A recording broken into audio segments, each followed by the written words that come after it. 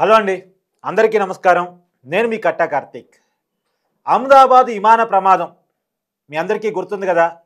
June 12వ తారీఖున అహ్మదాబాద్ నుంచి London వెళ్లాల్సినటువంటి air India విమానం బోయింగ్ డ్రీమ్ లైనర్ 787 కంపెనీకి సంబంధించిన విమానం ఘోర ప్రమాదానికి గురైంది. దాదాపుగా 270 మంది చనిపోయారు.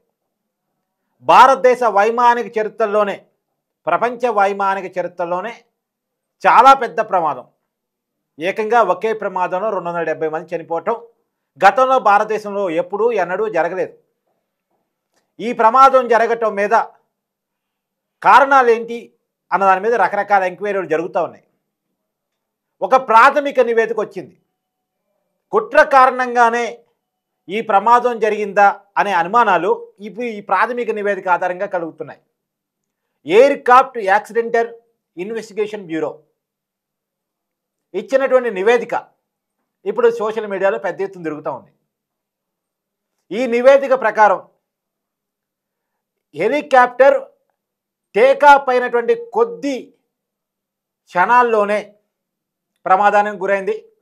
నిజానికి అహ్మదాబాద్ ఎయిర్పోర్ట్ నుంచి టేకాఫ్ అయి ఆ ఎయిర్పోర్ట్ దాటుతున్న ఆ క్రమంలోనే, అంటే వెంటనే కొన్ని క్షణాల వ్యవధిలోనే 2 ఇంజన్లు షటాప్ అయిపోయినాయి. రిపీట్, 2 ఇంజన్లు షట్ డౌన్ అయిపోయినాయి. ఎందుకు అని అనేది దీంట్లో చెప్పింది ఏంటంటే, అంటే ఇప్పుడు ఈ నివేదిక ఏ రకంగా ఇచ్చారు అంటే, బ్లాక్ బాక్స్ ఇది చాలా కీలకమైంది. విమానంలో పైలట్ కో పైలట్ అంటే ఇద్దరు పైలట్స్ ఉంటారు. ఒక అతను కమాండరు, ఇంకొక అతను కో పైలట్. వీళ్ళిద్దరూ మాట్లాడుకునేది మొత్తం కూడా బ్లాక్ బాక్స్లో రికార్డ్ అయింది. ఆ బ్లాక్ బాక్స్ని ఎగ్జామిన్ చేసి ఆ ఎగ్జామిన్ ఆధారంగా ఈ రిపోర్ట్ ఇచ్చారు. నిజానికి పైలట్ కో పైలట్ మాట్లాడుకున్నారట. అంటే ఏం మాట్లాడుకున్నారు కూడా క్లియర్గా ఆ నివేదికలో మెన్షన్ చేశారు. ఎందుకు ఆయిల్ బటన్ కట్ ఆఫ్ చేశావు అని చెప్పేసి కమాండర్ కో పైలట్ అడిగితే ఐ డిడెంట్, నేను చెయ్యలేదు అని చెప్పేసి కో కమాండర్ పైలట్ చెప్పిన సమాధానం. ఈ సమాధానం ఆధారంగా వచ్చినటువంటి ప్రాథమిక రిపోర్ట్ ఏంటి అంటే, ఆ విమానం ఎప్పుడైతే టేకాఫ్ జరిగిందో వెంటనే ఫ్యూయల్ ఇంజన్లకు అందటం ఆగిపోయింది.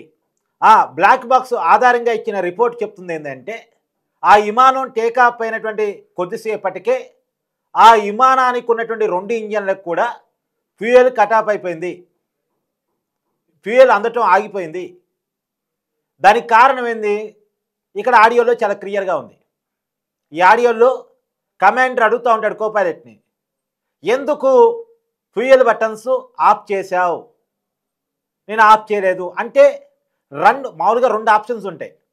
రన్లో ఉంటేనేమో ఫ్యూయల్ ఇంజన్లకు అంతా ఉంటుంది, కట్ ఆఫ్లో ఉంటేనేమో ఫ్యూయల్ ఇంజన్లకు ఆగటం, అదే ఫ్యూయల్ ఇంజన్లకి వెళ్ళటం ఆగిపోతుంది. కానీ ఇక్కడ రన్లో ఉన్న మోడ్ ఆటోమేటిక్గా కట్ ఆఫ్లోకి వెళ్ళిపోయింది. ఇలా ఎందుకు వెళ్ళిపోయింది? ఇప్పుడు ఎంక్వైరీలు తేరాలి. ఎవరన్నా హ్యాక్ చేశారా? హ్యాక్ చేసి ఎవరైనా తీవ్రవాదులు రన్లో ఉన్నటువంటి బటన్ని కటాఫ్లో పెట్టారా? ఇప్పుడు అది తేలాలి. నిజానికి రన్లో ఉన్న బటన్లు ఆటోమేటిక్గా కటాఫ్లోకి వెళ్ళిపోయినాయి. మరి ఇది టెక్నికల్ ప్రాబ్లమా, ఎవరైనా హ్యాకింగ్ చేశారా? తెలవాల్సిన అవసరం ఉంది. దానివల్ల ఫ్యూయల్ ఇంజన్లకి వెళ్ళటం ఆగిపోయింది. వెంటనే ఆ విమానానికి ఉన్న 2 ఇంజన్లు కూడా ఒక్కసారిగా ఆగిపోయినాయి. ఆగిపోవటం ఫలితంగా ర్యాట్, అంటే ఇంజన్లు ఆఫ్ అయినప్పుడు ర్యాట్ బయటకు వస్తుందట. ఆ ర్యాట్ కూడా బయటకు వచ్చింది.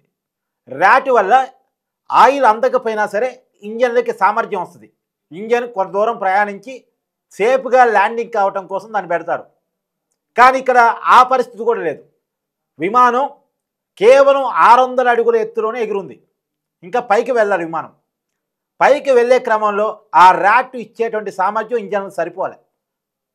కాబట్టి ఆ ర్యాట్ పనిచేసినప్పటికీ కూడా అది ఇచ్చే సామర్థ్యం ఇంజన్లకు సరిపోకపోవటం ఫలితంగా ప్రయోజనం లేకుండా పోయింది. విమానం కేవలం 36 సెకండ్స్లోనే ప్రమాదానికి గురైంది. ఇందాక నేను బ్లాక్ బాక్స్ ఆడియో చెప్పాను కదా, ఐ డిడెంట్ అని ఎప్పుడైతే కో పైలట్ అన్నాడో వెంటనే కమాండర్ మేడే కాల్ ఇచ్చారు. అంటే మేము తీవ్రమైన ప్రమాదంలో ఉన్నాం, మా ఇంజన్లు పనిచేయటం లేదు. ఎప్పుడైతే ప్రమాదం అంచున ఉన్నామని పైలట్ భావిస్తారో, కమాండర్ భావిస్తారో, వెంటనే మేడే కాల్ ఇస్తారు. అంటే నేను చేయటానికి ఏమీ లేదు, నేను చేతులు ఎత్తేసాను. ఎవరికి ఇస్తారు? ఎయిర్ ట్రాఫిక్ కంట్రోల్కి ఇస్తారు, ఏటీసీ వాళ్ళకి ఇస్తారు. మొన్నే ఏటీసీ వాళ్ళు ఏదో ఒక చర్య తీసుకోవాలి, కానీ అంత టైం లేదు. పైలట్ ఏటీసీ వాళ్ళకి మేడే కాల్ ఇవ్వటం, దానికి ఏటీసీ వాళ్ళు రిప్లై ఇచ్చే లోపు 36 సెకండ్స్ విమానం ప్రమాదానికి గురైపోయింది, పేలిపోయింది.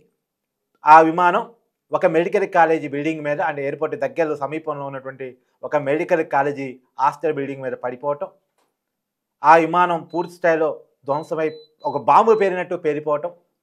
ఆ ప్రమాదంలో ఆ మెడికల్ కాలేజీకి సంబంధించినటువంటి హాస్టల్లో ఉండేటువంటి విద్యార్థులు కూడా కొంతమంది చనిపోవటం, మొత్తంగా 270 మంది చనిపోయారనేది ఒక ప్రాథమిక అంచనా. ఎంత దారుణమైన ప్రమాదం, గతంలో ఎప్పుడూ ఎన్నడూ జరగని విధంగా. కాకపోతే ఇక్కడే ఎందుకు రన్లో ఉండాల్సినటువంటి ఆయిల్ బటన్స్ కటాప్లోకి వెళ్ళిపోయాయి, ఈ పాయింట్ మీద ఇప్పుడు ఎంక్వైరీ జరగాలి. క్రైమ్ యాంగిల్లో కూడా ఎంక్వైరీ జరిగిద్ది. దీనికి కారణాలు ఏంటి అనే టెక్నికల్ ప్రాబ్లమ్సా? నిజానికి ఈ టెక్నికల్ ప్రాబ్లమ్స్ అన్నీ ముందు చెక్ చేసుకున్నాకే ఒక విమానం టేకాఫ్ అవుద్ది. ఇప్పుడు కో పైలట్ యొక్క పని గ్రౌండ్ సిబ్బందితో మాట్లాడి అందరితో కోఆర్డినేట్ చేసుకొని ఇంజన్ సరిగా ఉందా లేదా, ఫ్యూయల్ సరిగా ఉందా లేదా, ఫ్యూయల్ నాణ్యతతో ఉందా లేదా, నిండుగా ఉందా లేదా, తర్వాత అన్ని మిషన్స్ ఆప్షన్స్ అన్నీ కరెక్ట్గా ఉన్నాయా లేదా,